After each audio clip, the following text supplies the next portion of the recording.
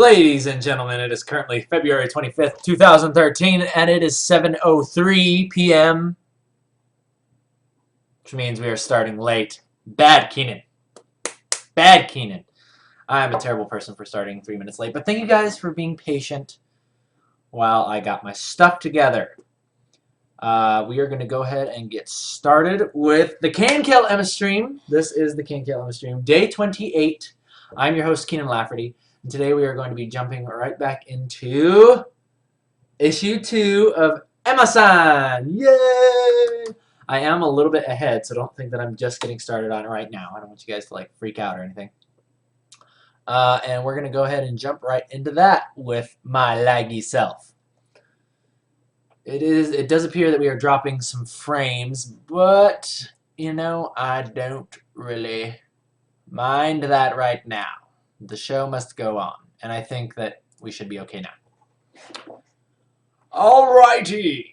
So, for those of you who read issue 1 of Emma, as you should have, if you're good little readers, you should know that issue 1 left off with a mysterious biker gang approaching the house that Emma was brushing her teeth in. So, obviously, issue 2 is going to open up with that same thing happening. We've got the biker gang here approaching right there. We got the thumbnail. Basically, this is the chicken scratch part where I just draw stuff that's happening. And this is kind of like a wide shot, an establishing shot, if you will, of the house where Emma is in. And then the biker gang approaching. And a big old cloud of dust in the back. And exhaust and stuff with them polluting the atmosphere. Because it is the apocalypse and we don't really care about that stuff anymore. Not that we do anyway right now. Alright, so let's go ahead and get started. By the way, sorry if anybody's like a conservationalist out there. Environmental conservationalist. That's cool and everything, but yeah. That's not what we worry about here. That's not what the pirates worry about. Alright, so the first thing we're going to do is we're going to go ahead and drop in some frames. Okay? I'm going to drop in some frames.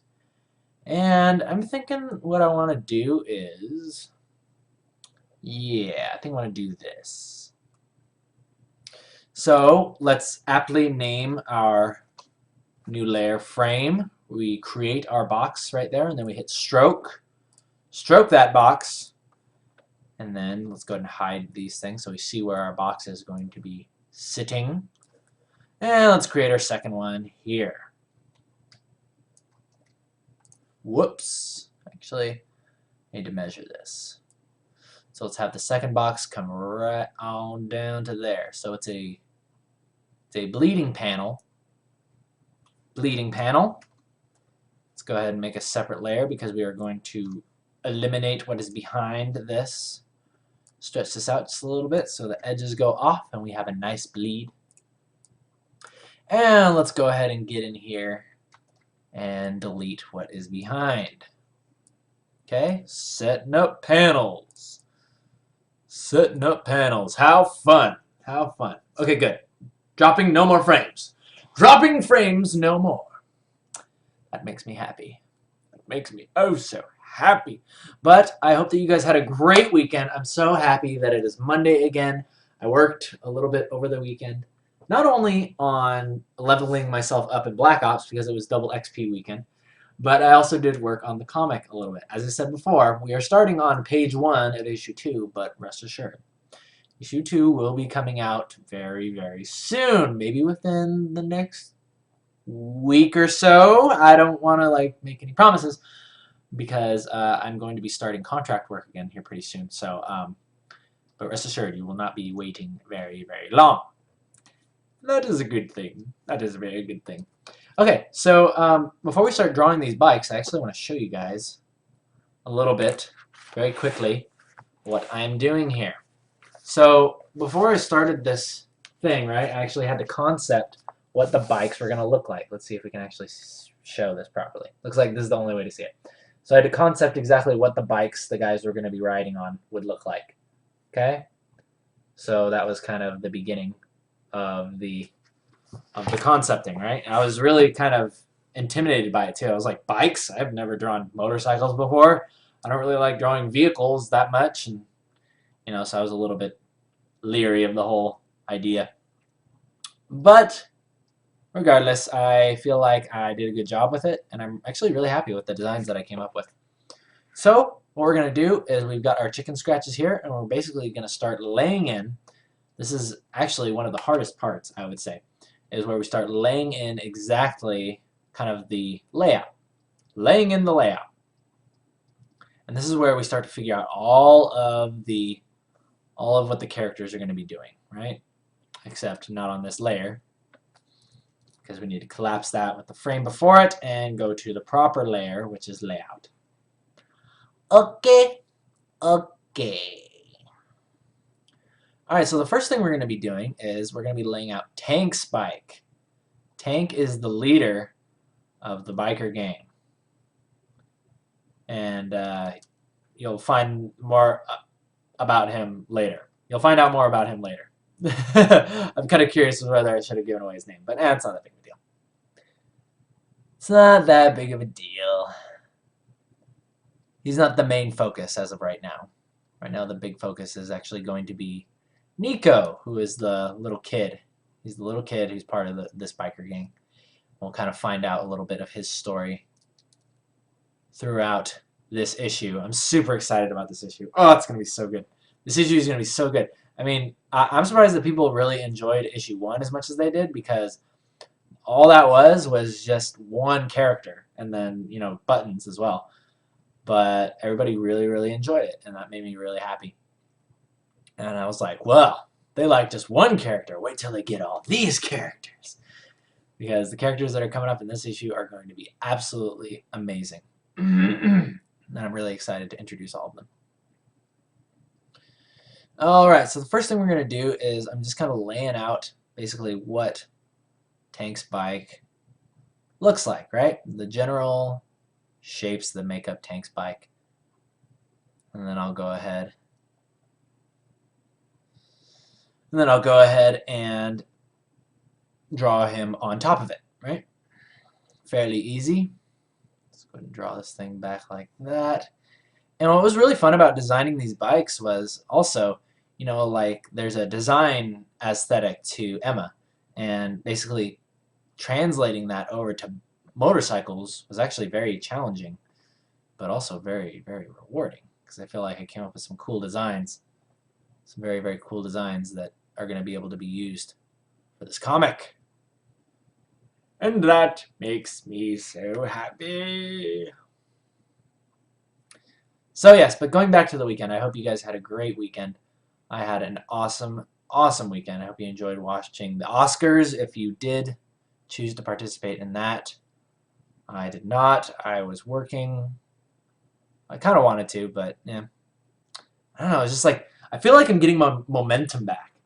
Like, I feel like since that day, since Thursday, when I gave that awesome, like that talk about my life, and just like, I just felt so good after that. I felt like I really, really gave an awesome talk, and I was like, yes! I was like, I got everything on my chest, and then I was like, yes, now I'm ready to get back to this, back to working. And I was really, really just, I don't know, it's feeling good. Feeling good. So I feel like I'm getting my momentum back. So,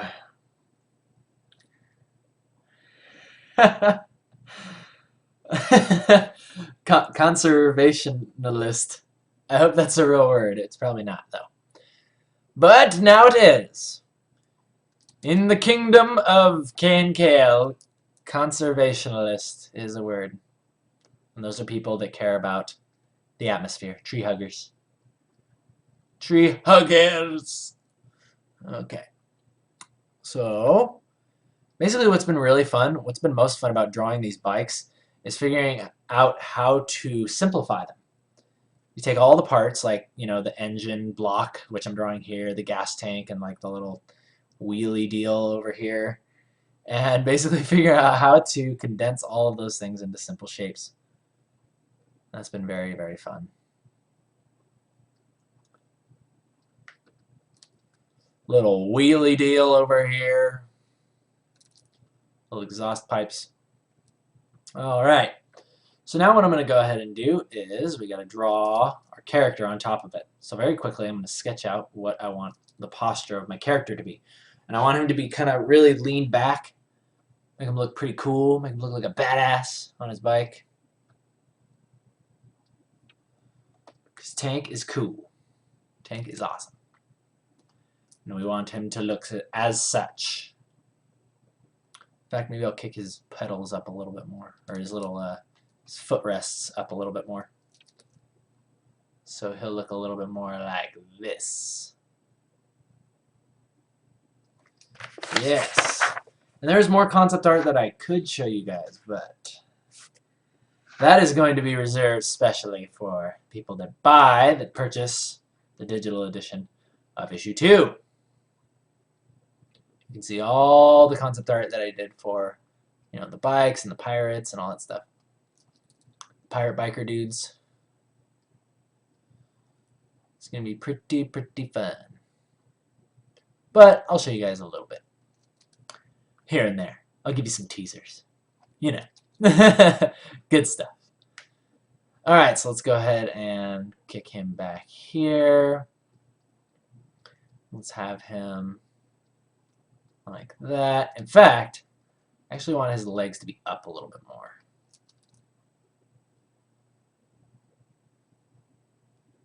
Yeah, more like that.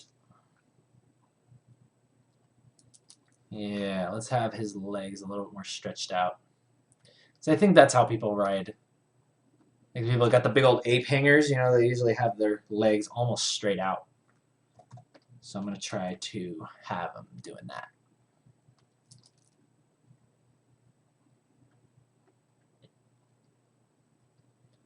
Let's see if that looks a little cooler.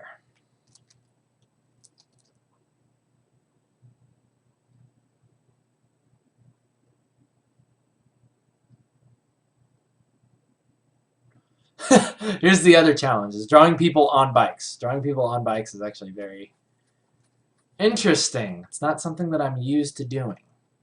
Not something that I'm very used to doing. But I'll get it figured out. Figure it out. Like that old show on Nickelodeon.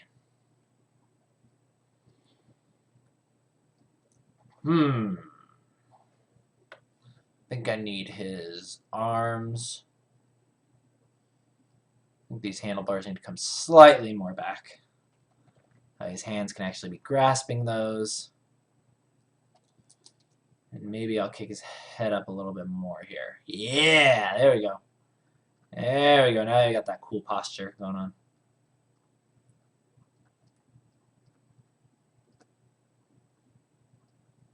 Yeah. There we go. And again, look at how I'm working with very simple shapes. Notice how I'm working with very simple shapes. I'm not like drawing out. It's like, okay, here's the anatomy, here's the bicep, and here, you know, I'm working with very simple shapes to start off, and then I'll go into that. In fact, actually, you probably won't even need to go that far into it, because another thing that I like to keep in mind is, you know, think about how big the page is going to be when people are looking at it. They're actually going to be viewing it from this size. So you don't want to like bog down the drawing with all these little itty-bitty details that people aren't going to see. I think the most important thing here that we see is just the overall shape of the bike, and that we see that there's quite a few of these biker dudes. It's just like a side shot of them. So we don't need to worry too much about getting bogged down in all the details. We just got to make sure that the overall posture and the overall shapes are good. The piece is strong. That is what we are making sure of. Okay, and then I'm just going to throw in all these little details here. Let's go ahead and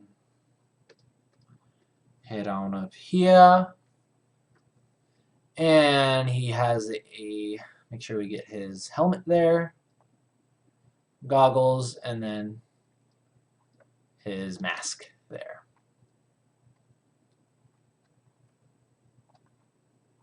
Again, not worrying too much about details. Focusing on posture and shapes. Posture and shapes.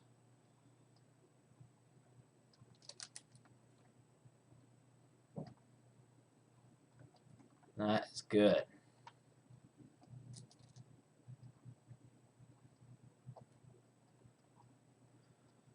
Good.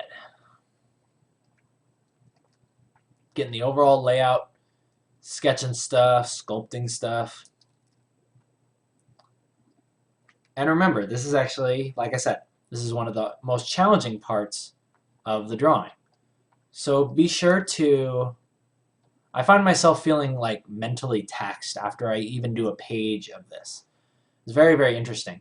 Whereas lining is more of, it's more mechanical, and I can just, go and go and go and go and like listen to music, kind of go off into la la land, meditate, all that stuff. Think about life, which can be good and bad. There's good things to each of these. I feel that doing lines is much more interactive, and it's much more mentally taxing, and because of that, it can actually be, it's more busy. It's more busy, and the reason why I bring this up, the reason why I'm talking about all this, is because lately I've been trying to kind of eliminate a lot more worry out of my life, like thinking too much about stuff, And that goes with art and also just with life. Like I kind of want to stop worrying about stuff as much, like worrying if it looks good enough, or if people are gonna like it, or if I'm gonna be able to keep going, financially or whatever. I kind of want to just start getting out of that mindset of worrying about stuff all the time. So I've been listening. I always like to listen to cool talks on YouTube, and lately I've been listening to something by Andrew Carnegie. It's a book on tape that he wrote, and it's called Stop Worrying and Stop Living. And he says a big, they say like occupational therapy or work therapy helps with stress. Well, basically, the way that works is, your mind can only focus on one thing at a time, right? So if you're really engaged in something that you're doing and you're thinking about just that, it's impossible for your mind to go anywhere else and start worrying about, other things. So I kind of like that. That's kind of a reason why, or that would be a time when doing stuff like this would be much more helpful, as opposed to when I'm doing line work. It's much more easy for me to get distracted or think about things, and it just ends up not being the best for me.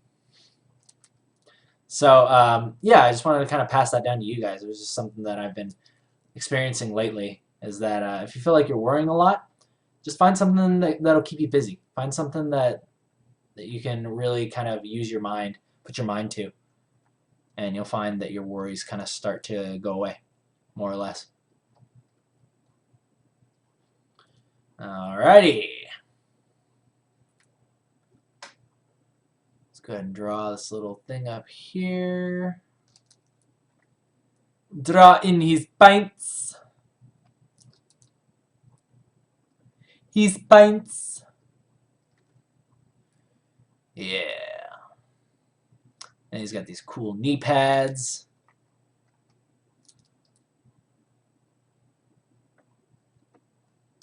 Feeling very philosophical as of late. I don't know what the deal is. I feel like I've just got renewed vigor. Renewed vigor for creating comics. I love it. And this just makes me so happy. Making comics makes me so happy. I'm just really happy that I have the means.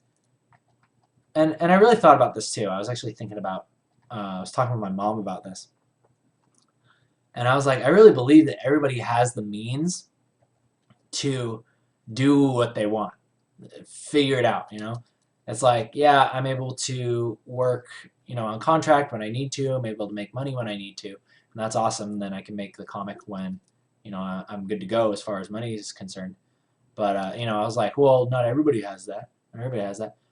And because I was thinking about the talk that I gave on Thursday, right? And I just wanted to make sure that I wasn't, trying to tell people stuff that, like my situation was different from theirs, And I really thought about it, and I was like, no, I don't think it is. I really don't think my situation is different from anybody else's, because, I might be at a different stage than somebody else, but, the way that I've created the opportunities that I have, I created them. I did it. I went out and I made it happen. It wasn't just like handed to me. So I think by saying that, it kind of justifies, what I said before. It's like you can create your own circumstances. You can create your own, the way you want to do things. And I like that. But anyway, we're not here to talk about that today. That's another conversation for another time. Alright, so continuing, let's go ahead and draw in these motorcycle wheels. Motorcycles are actually very fun to draw. I love drawing motorcycles. I really didn't think I was going to have as much fun drawing these.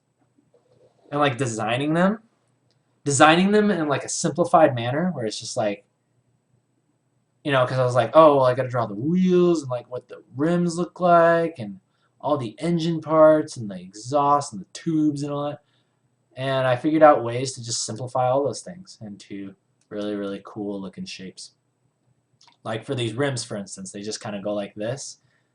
They kind of go at like right angles. And they just go right around like that, right? And that comprises the rim. That makes the rim. I like that. Same thing will happen over here, except it's not perfectly centered, so it looks a little lopsided. Let's fix that. Let's fix that.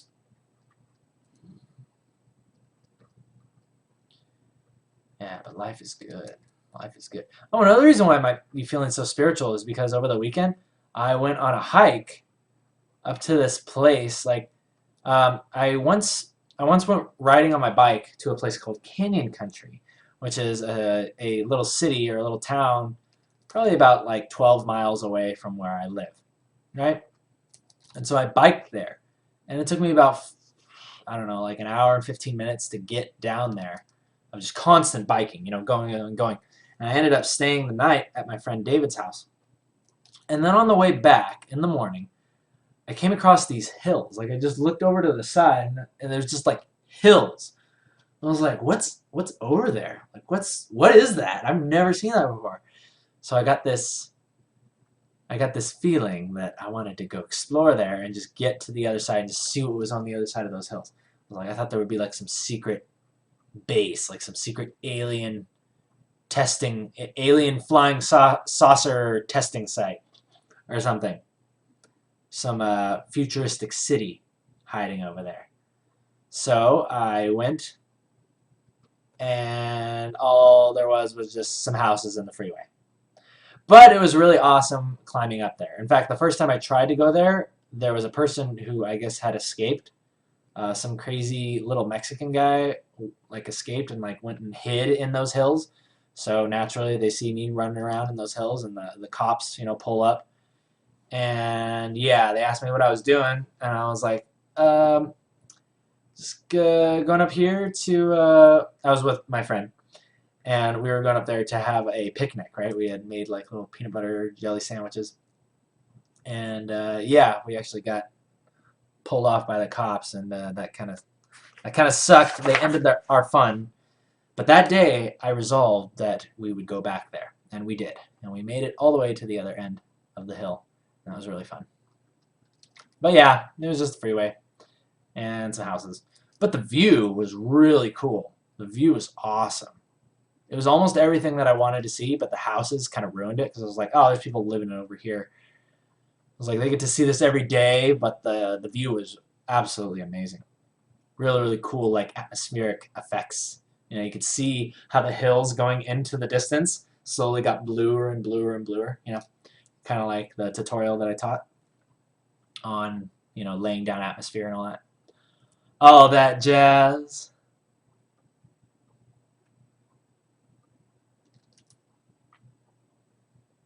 Alrighty. Finishing up Jaboots. Jaboots. Hey! That looks good. Mm-hmm. That looks good. See, isn't that awesome? Isn't that awesome how you can just sculpt and pick your nose while you draw? Isn't that awesome how you can just sculpt your lines into the form that you want them to be? You command your lines. into a motorcycle. Wouldn't that be cool if you could just like draw a motorcycle and it would exist in real life? Kind of like what they did in The Secret. You know, the kid who wants his little red bike and then he draws a picture of the red bike and then his grandpa gives it to him. I thought about testing that out. I was like, hey, if I draw a red Ferrari and then I wait a little while, is my grandpa going to give me a red Ferrari with a little bow on top? I was excited. I was excited. Not knocking The Secret at all. I think that The Secret is actually very, very cool. I love being positive, thinking, and I believe if you believe in yourself and you think positively, I think that you can make things happen for sure. That was mostly just a joke. Who knows? Who knows? You might just get Grandpa to give you a Ferrari. I don't know. Who knows? If it works, let me know. If it works, let me know, because I have not yet to this day. See, because I don't believe. I don't believe. I haven't drawn the Ferrari. I have not drawn it and believe that I could have it. So therefore, I don't have it. Makes sense. But for now, I am not trying to get a Ferrari. All I'm trying to get is a Scion FRS and then make it into the Emma-mobile. That's all I really want. That's all a man wants. That's not too much to ask, is it? It's not too much to ask. Speaking of that, I forget if I told you guys already. Yes, Scion is going to be getting back to everybody sometime this week. So the minute I hear back from them, whether I'm going or not, I will, well, if I'm not going, I'll probably be a little embarrassed. I'll be like, I guess I'll tell them tonight. But if I'm going, I'm going to make a video right that second, and I'm going to put it on YouTube and be like, I'm going! Woo!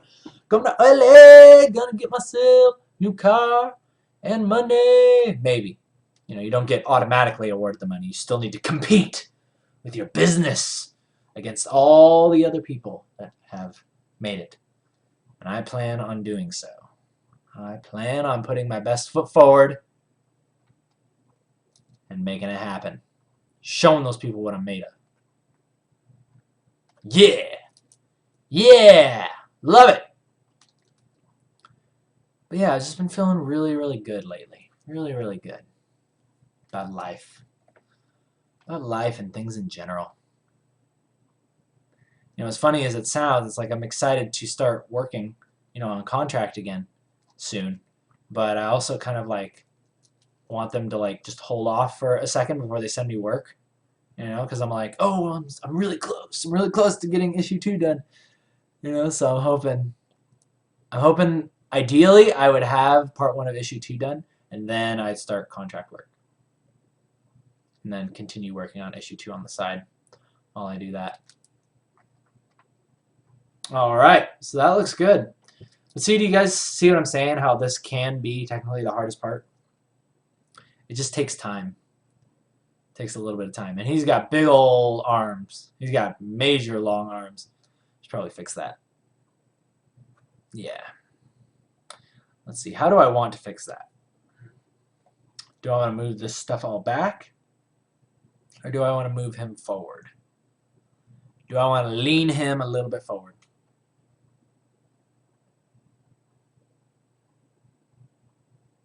Now, I like him leaning back. So what we're going to do is we're going to actually just grab this. And we're going to move this back right here. There we go.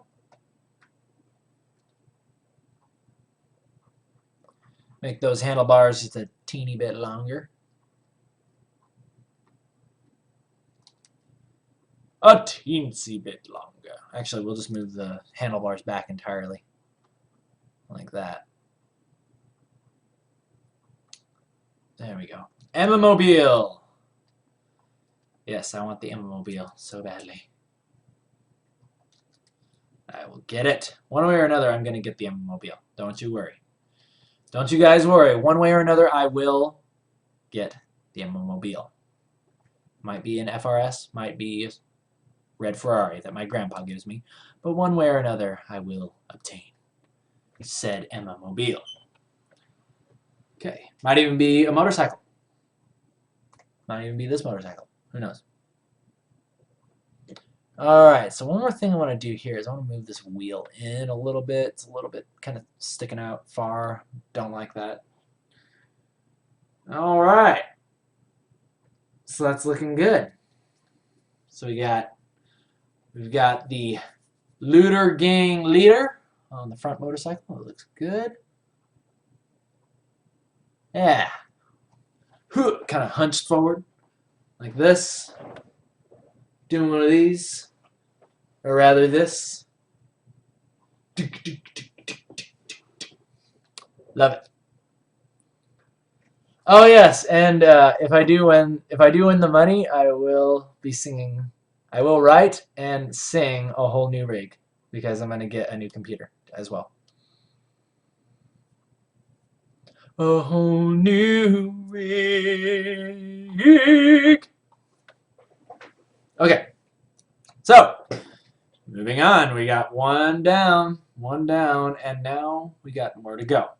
So the cool part about this is that I'm going to go ahead and pull up the original drawing from the end of issue 1 because I did kind of design some bikes while I drew that picture. And you know the interesting thing about this piece, about this whole page here, is that a lot of these bikes are just very, very simple shapes. See, it's like a wheel, handlebars, foot thingy, and then, back wheel. This guy is almost like riding on a Tron bike right here. This guy. Oh, wait, dang it. Oh, dang it. Freaking closed it. Awesome! Let's get back to that. Yeah, about that. Okay, so as I was saying, this guy over here, he's like on a Tron bike. He's all leaning forward. Thought that was interesting. But I was actually designing a lot of these bikes like just as I went. I was almost drawing, kind of like how we did that eraser art. I just did kind of shapes and then I just like cut away and put lights on it. And this was another one. I always wanted to have I had an idea of a motorcycle with like a cow scoop on it, like a train. They basically like knock zombies out of the way with. And I drew this one and I was like, hey, that's kind of cool. And then the way that I drew this wheel was, it actually looks like it's underneath his leg, right? So I was like, oh, that could be like one of those old school like tri motorcycles. You guys ever seen those? I mean, now they have basically the backwards ones where it's one wheel in the back and two in the front. But they also had like these kind of like quads, except they're just tris. I guess you call them tris. Motorized tricycles for the dunes that they don't make anymore because they're unsafe and a lot of people died on them. But I figured since the wheel was kind of to the side, looked kind of weird, but I was like, hey, I can just make it that kind of motorbike. That'd be cool. And it has a cow scooper on it. So let's go ahead and take this drawing here. Let's take this image, and now let's translate that to the side. Let us translate to the side. And I'll go ahead and draw that guy. Let's see. Because that's actually going to be it's going to be the sidekick of Tank's motorcycle. So I'm going to go ahead and figure out where I want to put that. And when in doubt, always just make a new layer, because then you can go as crazy as you want. You can accidentally draw over that, and then it's only on its own layer. So yes, that actually helps out quite a bit. So what I'm going to go ahead and do is, I really want to show that cow scoop. So I'm going to go ahead and just draw it here. I'm going to draw it as this bike, and then I'll move it around. I'll move it around as I deem fit.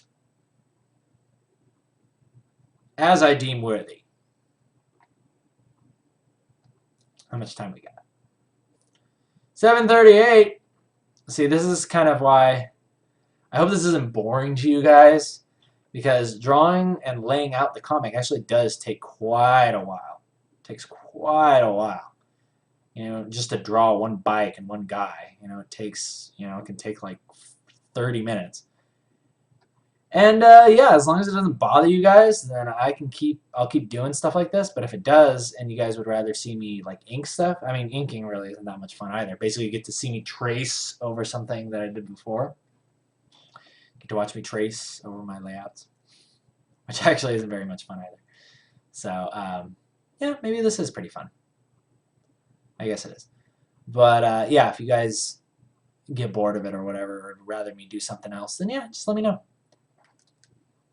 Because Ja people, to a certain extent, control Jasho.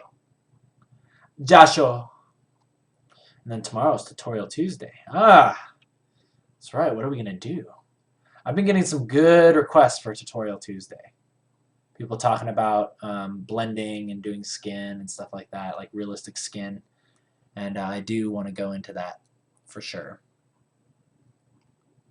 So we shall see if I can do that sometime soon. Okay, so what I'm going to do here is I'm going to have this bike almost created like this. It's going to have that mean old cow scoop on the front of it. And then these handlebars are going to come back like this. And the guy who's riding it, his name is Clem. Clem is the right-hand man of Tank, who is the leader of Ja Biker Gang.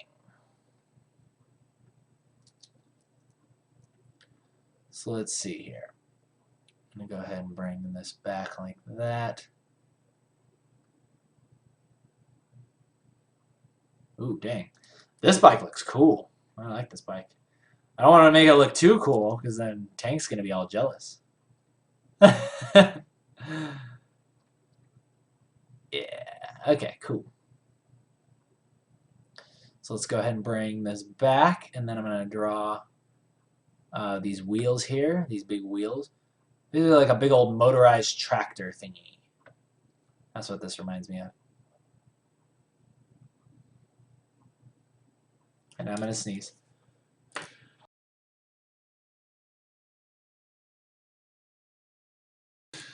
Love that mute button. Professional sneezing.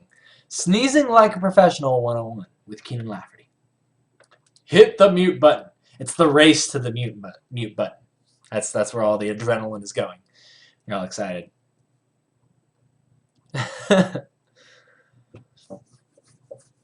All right. So let's go ahead and get this done as well. Let's see here. We'll have Clem's feet kind of posted up kind of right there.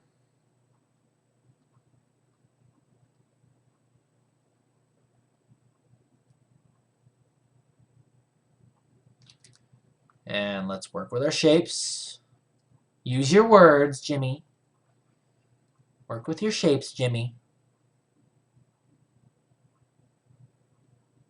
Let's go ahead and draw that in. And let's have Clem kicking back as well. He's gonna have to be kicking back quite a bit.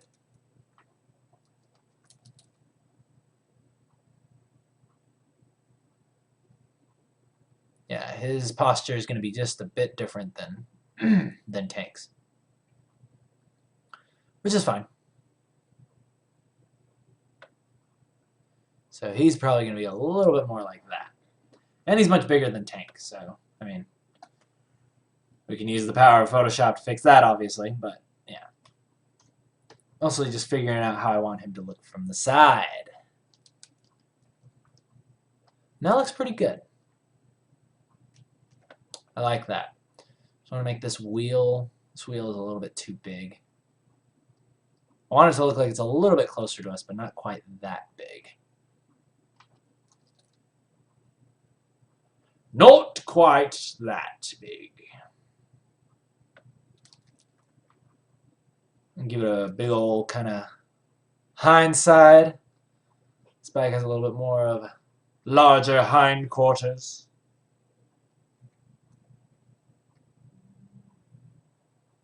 It's good. Just drawing that thing, kind of representing the gas canister area. And I actually have to finish concepting Clem. So for now, I'm just going to give him some basic biker attire. And then I'll figure out exactly what he looks like. And actually, I'm going to have to figure out what he looks like for Wednesday, because we're going to be drawing a little bit more of a close-up on these guys. So that's good. Moving forward. Letting the show motivate me. I like it. I like it very much. Looks like he's got like a little football helmet on. That's funny. Like it. The only thing that I do know about Clem is that he has this awesome mustache. Big old Orange County Chopper's mustache, and then some. He's got Orange County Chopper mustache, and then it basically like goes down further and hangs down.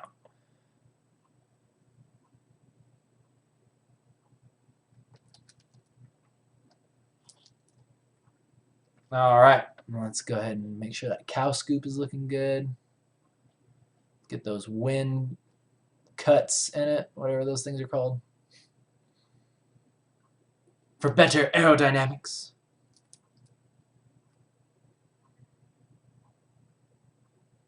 Yeah. Awesome.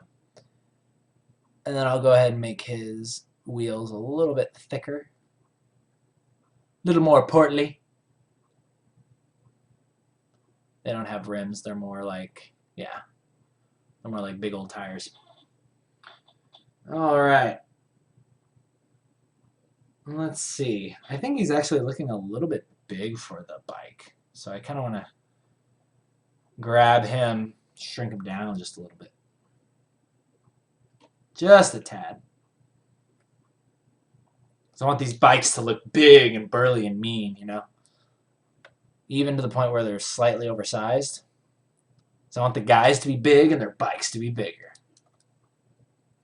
Make them look more chunky and awesome. Ready for the zombie apocalypse type stuff. You know what I'm saying? You know what I'm saying?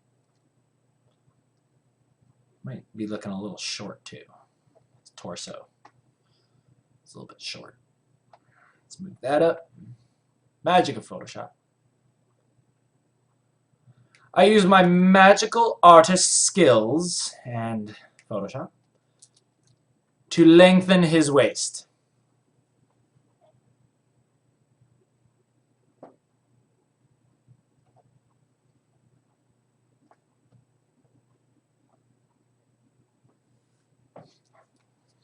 Alright, so I'm liking that.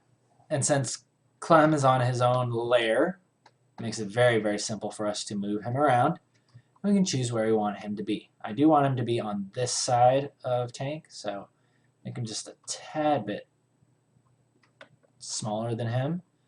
And maybe we'll have him kind of back here. And then we'll have like some other guy like overlapping here. And at this point, like as I finish, say I'm getting towards the end of my day and I'm starting to wind down, if I want to remember a couple things, I'll make quick notes. In fact, how much time we got? No, we still got 15 minutes. I can still keep drawing some things.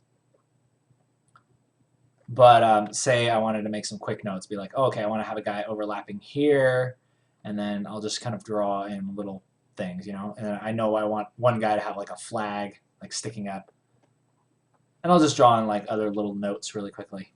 So those will help me to remember. But since we have 15 minutes, why don't we draw another? Another! Alright, so a new layer. And I'm going to go ahead and draw this guy right here. This guy right here with this more simplified bike. And since his bike is very, very simplified, I'll treat him as a little bit more of a front, like a front layer. I'll make him like a lot closer. See, because you got Tank, you got Clem here. Those guys are very, very in focus, and we can tell what's going on with them. And I'll make this guy, the next guy, he's going to be a little bit more of a framing element. I'm going to try to make him that way. So let's imagine that, you know, the horizon is back here, right? And you got, you know, the ground going this way, like that. Actually, where do we want our vanishing point to be? Do I want it like this? Actually, I kind of like it by tank. Right on tank. Because everything's kind of pointing towards him too, you know? Kind of create your vanishing points so they point up towards your main character, or the character of focus. So I'll go ahead and do that. And we'll have horizon line there. And I'll eventually like draw in like the mountains over here. In fact, I'll actually probably push them up even more. Probably to the point where you can barely see the sky. So more like that. More like that. Yes. Cool. And there's just little notes like, oh, okay, I want to make sure I have like some trees over here. Maybe like a little foliage that heads up towards here. You know, like little notes just for the background, like general flow ideas, you know? It's almost like a framing element too, because you have like this stuff over here, and then you look on the inside of what's happening, and you have tank. Just little ideas that I'll have. Okay, so let's go ahead and draw this next guy. Let's draw our framing element. So we'll draw this guy right up here. I'll make his tire much bigger. Much bigger.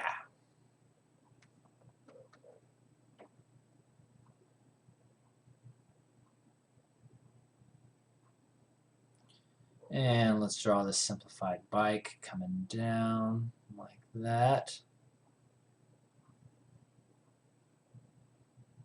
I'm going to be making this guy very... His bike is going to be told mostly with the shapes. The story of his bike will be told mostly with shapes.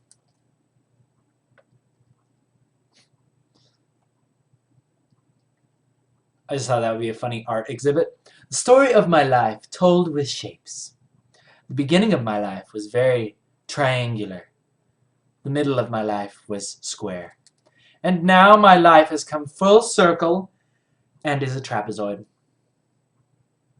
Yes, that is my life. And then it evolved into a Pizza Hut symbol.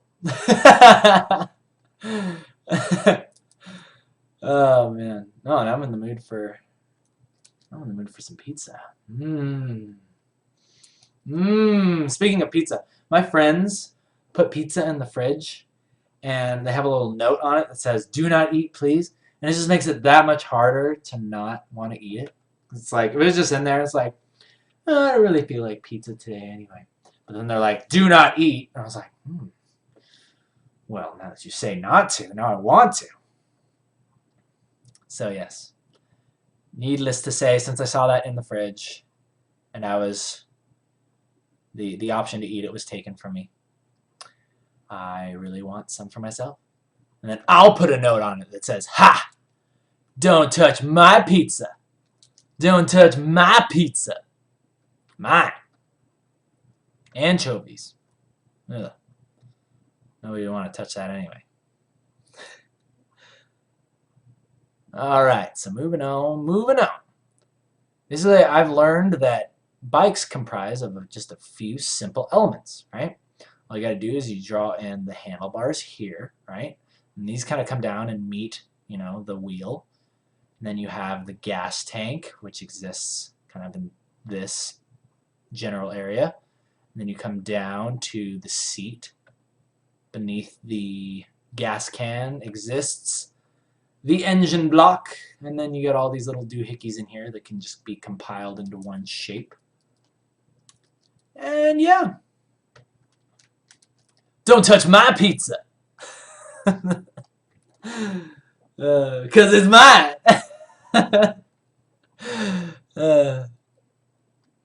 Alright, continuing. And if my friends are watching, no hard feelings. I don't mind. Just making observations. I understand. Alright. Continuing.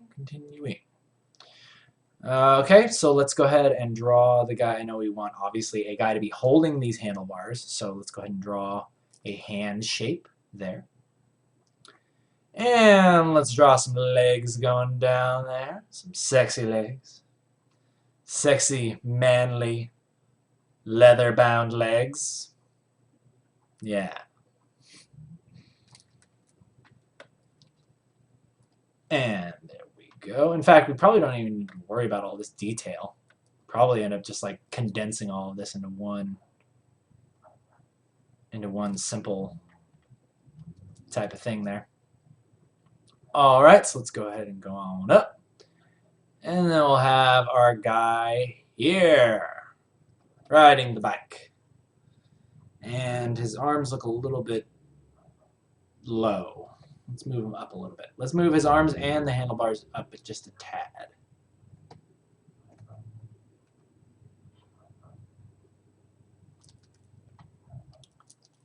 That's good. 1 minute till question catapults. So get them ready. Get those questions ready. I want to hear good ones. Good ones. 5 minutes. All right, so continuing. Let's go ahead and drop these legs down like this. And we don't need to worry about all of that because we're just worrying about shapes. Okay. So what I'm going to do is I'm going to go ahead and bring this guy's chest up like that. Give him a helmet. And there you have it, ladies and gentlemen. There's our guy riding the bike in the foreground. Let's go ahead and erase that.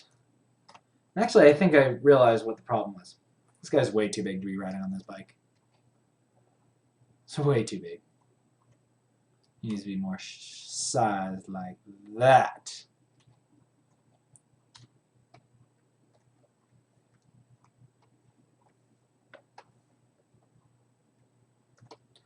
Moving stuff around, moving stuff around.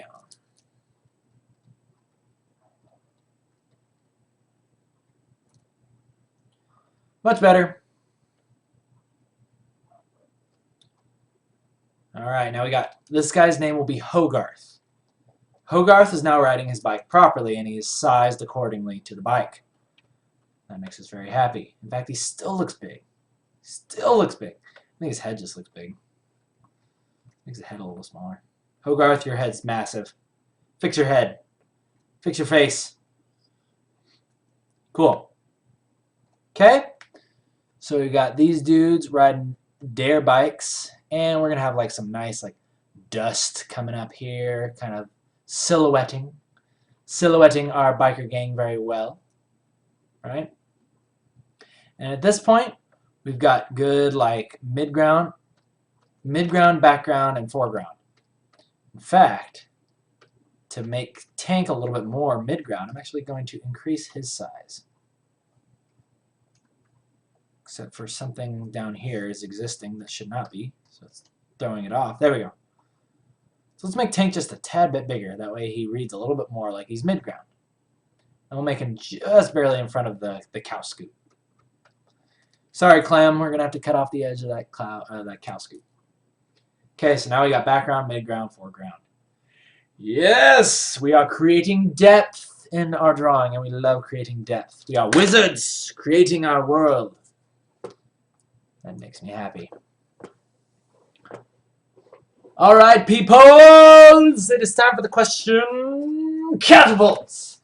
So please cast your questions over the castle walls in your chat, using the chat to your right, and I will capture them, answer them, and send them back to you on a bed of floaty grass. Okay?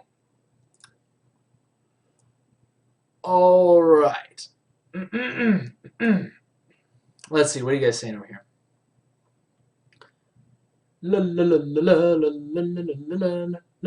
Oh, hey. Hiro Takahashi is asking a great question. He's asking, do you guys have any tips on reducing wrist pain? Okay. Yes, Hiro Takahashi. This is actually something that I have had problems with for a long, long time. Ever since I started working at Sandman Studios and started doing illustration professionally. I noticed after working 8 hours a day, my wrist towards the end of the day would start hurting. and especially like the tendon right here with my thumb. And what this comes from is constantly like gripping the pen all day. Like your hand is not meant to be in a state like this all day, right? Your muscles will begin to like I don't even know what the word is, but they'll start to tense up and start to like stick like that, and that's not good. It'll actually create quite a bit of pain. And also, I have pain, like I've had pain here and just throughout all of my fingers and wrists and all that stuff. So let me tell you about how I take care of that. One of the first things that I started doing was I started making sure that I started taking breaks every I started taking breaks every 30 minutes for just 5 minutes and stretching. And I've shown these before, but I'll show you really quickly what my stretches are. One of the things that I do is I go up to the wall and I'll place my hand like this, and just be careful with this one, right? Place your hand like this so that way it's upside down on the wall, and then you just place your weight against it, right? And that'll stretch all these tendons in here. And then you kind of do this thing where you'll take your hand like that, and you go 1, 2, and kind of pull your fingers in towards you. And you do that, and make sure your arm is straight, and that feels really good too.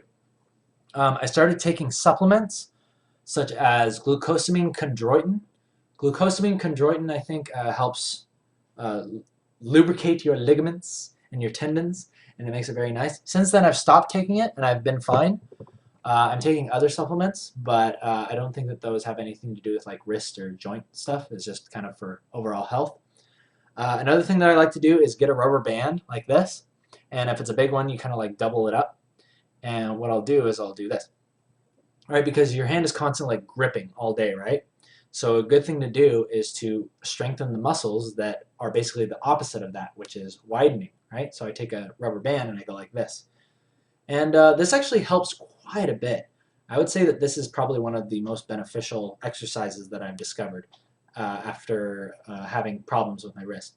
And kind of sometimes, I don't know if this is good to do, but I'll hold my fingers open like this, and then I'll kind of rotate my wrist. And that usually feels pretty good too. And then whenever I'm not using, I've gotten into the habit of just kind of like using this bone right here, and I'll basically place my thumb, the tendon that gets kind of sore, on top of that, and I'll just move it in a circle. And basically what that does is it kind of works out all the pain and kind of hopefully the tension in that tendon whenever I'm not working. You'll probably see me do this a lot whenever I'm talking on cam or just whenever I'm resting. I actually do this quite a bit. So yeah, those are just a few things that I do. Also, you can get you can invest in like different kinds of little stress balls. Those are nice. I said balls. So those are all very nice. Those are all very nice things to do. Stretch, take breaks. It's a lot harder than it sounds. Taking a break for, like monitoring your work and taking a break every 30 minutes is actually a lot harder than it sounds. So make sure you develop the habit early, and you'll save yourself a lot of pain in the long run. And also, wrist pain is where it starts, but make sure you're watching your posture as you're working too, because you have a tendency, especially as I'm working, I have a tendency to do this, right? And this is terrible for your back. It will literally kill you. So make sure that you're taking breaks, standing up, stretching, and watch your back as well, especially like your shoulder blade, like all the muscles back here, your back. Those will start to affect you as you continue your life. All right, guys. Moving on to the next question. Let's see here. Ghost Angel is asking a cool question. He's asking, how much of Emma's story is already written? Well, Ghost Angel, let me tell you about that. Let me tell you as much as I can without giving it away. So when I first started Emma, I had the idea that it was just going to be like little girl surviving the zombie apocalypse. And then luckily we figured out a lot of other ways to spice it up besides that. And we have a general idea of what we want to happen, probably for the first graphic novel, which could be about maybe the first 5 or 6 issues, possibly. But we got a pretty good amount of story laid ahead of us. And then we go into the nitty-gritty details basically by issue. And I my friends, basically the reason I'm doing that is almost by necessity because, I have different friends kind of jumping in and out of writing. Sometimes I'll do some, sometimes they'll do some, and it's actually very fun. But yeah, most of the time what's happening is I got the long range goal of where I'm going, and then slowly I'll make my way, with the nitty gritty. And oftentimes, like on my way there, I'll be like, oh, we can have this whole side quest that they go on. This whole like side thing that would happen is like really, really awesome. You kind of find out all these little extra things that you can do along the way that are very, very fun. So I'm not too worried about the story getting stale or anything because we got tons of stuff, tons of awesome stuff, tons of really, really cool things that are already going to happen, and tons of things that happen along the way. So, next up, we got Kill Nerve asking, what would you recommend for displaying a digital portfolio when applying for a job or internship? All right, Kill Nerve, this is a great question. A lot of the people that came in for in-house interviews to Riot, they would actually bring their iPads, right? And it was really cool because they'd have basically a folder set up. And you just scroll through the pages. However, I also worked as a digital artist. I didn't have an iPad. So basically, because of necessity, I decided to take my pictures and print them out on large pieces of paper, not 8.5 by 11, large pieces of paper, at least 11 by 17. And then I basically put those into a large portfolio, right? And basically made a big old presentation. Showed that I put time into it, shows that I was serious, and it just looked really, really nice. Like physical, like printed media, always looks better. It will always look better than anything on an iPad, even though it's like backlit and all that stuff. It's still just, I think it just shows that you're a little bit more serious and that you put the time into creating something. I was really proud of that, and I think that the people that were interviewing me took note of that, and that's probably one of the reasons why I got the job. So if you're showing digital stuff, go to a place and get it printed nicely, and then buy a little portfolio from your local art store. Make sure don't print your stuff out at home on 8.5 by 11 pieces of paper. Do not do that. Do not do that because that's cheap. That's cheap and lazy. And not knocking on it too much, but like go somewhere nice. Get it professionally done. Not little inkjet printers. We don't want to see that. Ink fart printers. All right, 2 more questions and then we're going to end day 28 of the KNKL industry. All right. Tatum Fowler is asking a great question. Tatum asks, sorry, iTunes just got in the way. A big problem I have is not feeling like I'm improving in my art skills. How do I get over this? All right. So this is a common question and common mentality of a lot of artists, surprisingly. A lot of people feel like they're just not improving enough, or they feel like they're never going to get to that point where they're going to be able to work professionally. Or they'll look at somebody else and be like, oh, I could never do that. And believe me, I was there. I had those same feelings. And even when you get there, even when you surpass those people that you looked up to as a kid, you still won't feel like you did it. You know what I mean? Because you're always improving. You're always improving. So I just want to make sure that when you say that you're not improving in your art skills, make sure that you're not being too hard on yourself. Don't be like, well, I haven't gotten to the point of doing this yet, and so that means I'm not improving. Really try to. I was always under the mentality of every single picture that I did, I would learn something. Even if I did something terribly wrong or I made this huge mistake, I'd be like, whoa, I completely messed that up. And then I went and then I took the steps and I researched the right way to do it. Right? And then on the next picture, I fixed it. And I want to make sure that you at least give yourself credit for even if you make mistakes, and then do the research to fix them, right? Because when you make mistakes, you are presented with the truth, and you know what they say about the truth. It sets you free to amend your errors, and that is what you should take it as. And make sure that you stay positive about that. Stay positive even when you make mistakes, right? And then you will continue improving and give yourself credit. And I think a good thing also to do is set artistic goals, right? I would do the thing where say when I wanted to first start drawing anime, right? I tell my friends, I'd be like, yeah, I know how to draw anime. I know how to draw anime. Even though I had never really drawn it, I just watched a lot of it. And I was like, it wouldn't be that hard to draw it. And they're like, no, you can't draw anime. You can't draw it. And so then I did it. I just drew it like really quick, and it was really, really crappy, but I learned a lot, right? And then the way that I started learning was I just started copying pictures. I just started looking at pictures of anime and would just copy it, just straight outright copy it. And then eventually I started picking up on those skills, and then I was able to replicate that style but drawing my own thing. So yeah, don't feel bad about copying things. Don't feel bad about researching. Don't get so caught up in trying to copy everything that you become a copy, but copy just in essence of learning. All right, final question. I apologize in advance if I can't get to everybody's. All right. All right. Oh, Kilner is elaborating on his question. This won't count as the last question, but he's saying submitting an online resume. Uh, oh, Kilner. Okay, okay.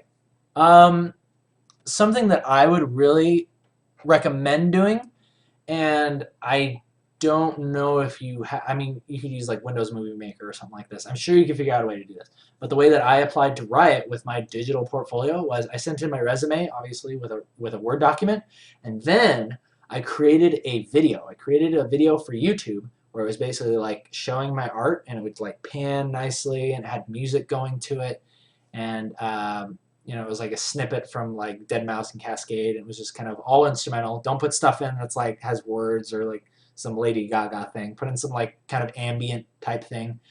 I think that's really cool because not a lot of artists do that.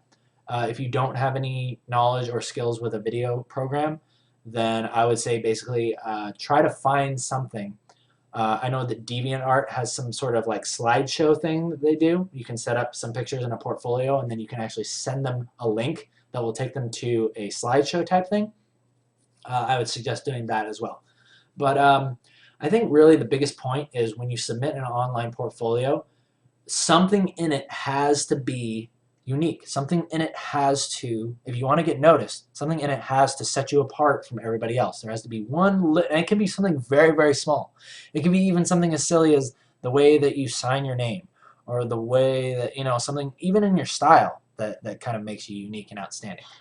Just make sure that there's something in there that will make them remember. It'd be like, oh, okay, look through all these portfolios, all these, you know, JPEGs and images that people just sent me through email. Oh, hey, this person has a video? Well, that's cool. Oh, they have some music? Oh, that's cool. Oh, look at this cool person's style. Look at the way they draw, you know, the people's faces. Look at the way they draw the flow or the environment or the vehicles and the motorcycles. You know, whatever. Just have something unique. Alrighty. Last question coming in. This is coming in from Double O Gel. He's asking, when you realized you wanted to be a professional, how long did you study every day to get to that level? All right, Gel O. This is a very, very good question. I would say that during the time that I knew I wanted to be a professional, here's the interesting thing, is it's hard for me to recollect exactly how much time I put into it because it was so ingrained into my lifestyle that art is just what I did. When I was inspired to do it, I just did it. But if I could give you an estimate, it was probably every other day, or almost, yeah, probably like every other day or every other 2 days. I would just be inspired to just draw a little sketch, draw a little something, you know? And I feel like you really know when art is going to be your life when as soon as you finish one piece, one picture, you're immediately thinking of the next thing.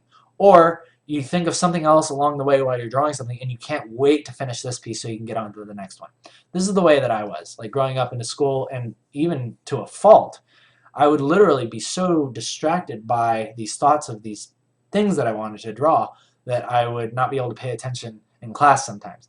You know, and this is just like the inspiration was just constantly flowing to me. Like the ideas, even for comics, were coming to my mind back in high school. I'd be sitting in class, like drawing, you know, on a piece of paper while the teacher was giving some lecture. You know, it was probably like some math class that I didn't really care about.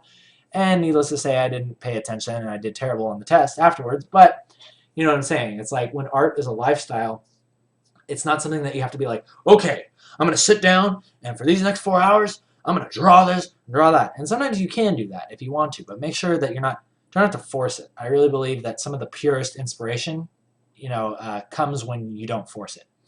allow yourself to be inspired, and allow yourself to really be excited about what you're drawing. Try not to make it so much of a study session or like work or anything, because if you keep doing that over time, it's going to become kind of dull and annoying. And I don't know, it's almost like get excited about learning art your own way. Get really, really excited about that. It's just the path is wide open. It's just like this big, like imagine like just a vast like landscape of just grain, right? And there's no paths through it. You might find like a path every now and then of somebody that walked through it before, but basically you start from the beginning. There's just this giant field, and you just start making your path, and you see where you're supposed to go. Kind of like in Journey, you know how you see the big mountain with the light on it? You know, it's like that's where I'm going, and then you cross through this big old I don't know, like you a field of grain, this amber field of grain, and you make your way towards the giant mountain in the distance. But on the way, you find all these cool little things. You find all these cool little extra paths, and you cross paths with other people and learn what they have to offer. But then you continue on your own path, and you create your own story. So yes, I would urge you to make sure that you have fun. Make sure that no matter what you do, you have fun with your learning. And it looks like we're dropping a lot of frames now, so I'm going to take that as it's time to sign off. Alright, people, so thank you once again for tuning in live. I apologize for the laggy stream. Seems like it just happens sometimes, but that is a price I'm willing to pay every now and then, at least until we get a whole new rig and maybe even a whole new internet service provider. So for those of you watching on YouTube, please thumbs up if you like it, thumbs down if you don't. My name is Keenan Lafferty. I'll see you guys tomorrow for Tutorial Tuesday. Thank you once again. You guys take care, have a good night, and I'll see you later.